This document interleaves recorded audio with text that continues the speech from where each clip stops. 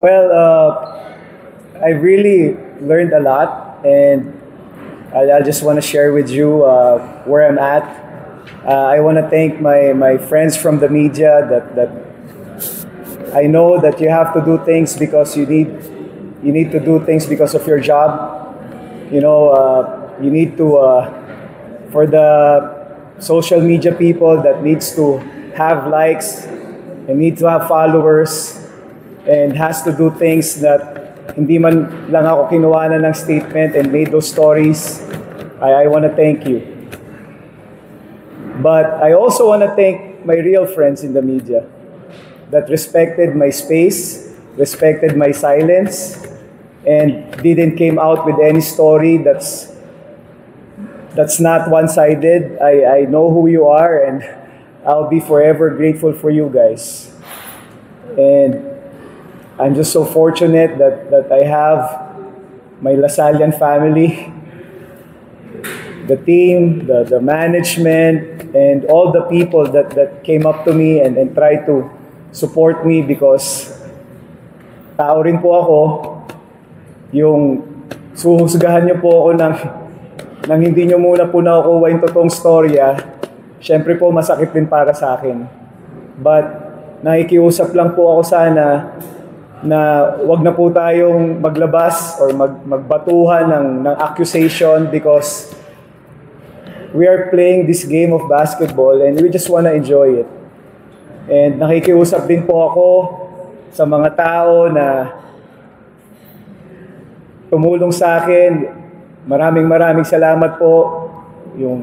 I've been watching some podcasts, Shoot First really gave me a chance and was just fair in giving their output, yung kanilang decision, and marami rin po akong dapat pasalamatan, and pati po sana yung sumigaw sa akin dun sa MOA, Mrs. Villanueva, yung pinahiya niyo po ako sa harap ng pamilya ko, sa harap ng tao na inakusahan niyo po ako.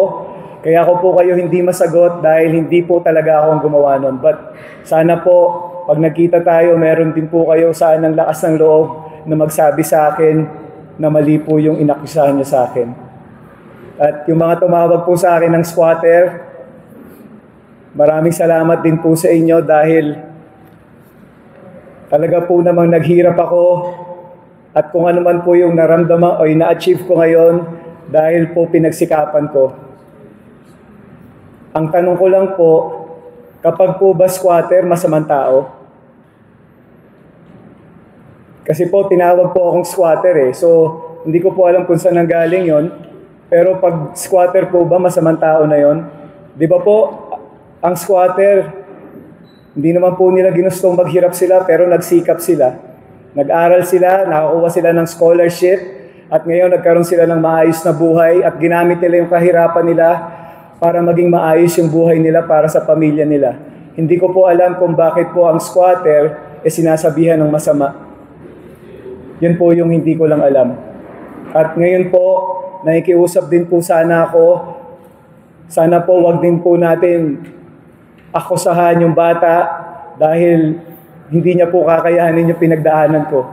Sana po bigyan po rin natin siya ng pangunawa sa mga nagawa niya dahil alam ko po gaano kahirap yon.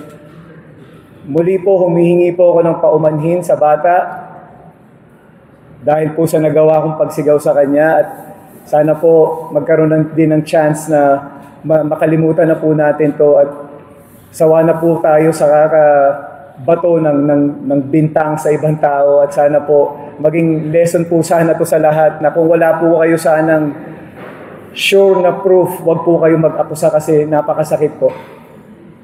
Iningatan ko po yung pangalan ko ng napakatagal. Kung nasan po man ako ngayon, wala po akong dinayang tao. Nanalo po ako ng mga games dahil po ginawa ko yung tama. So para po akusahan niyo ako ng masamang tao, pero pinapatawad ko po kayo dahil I will always live by what we always pray at Lasal.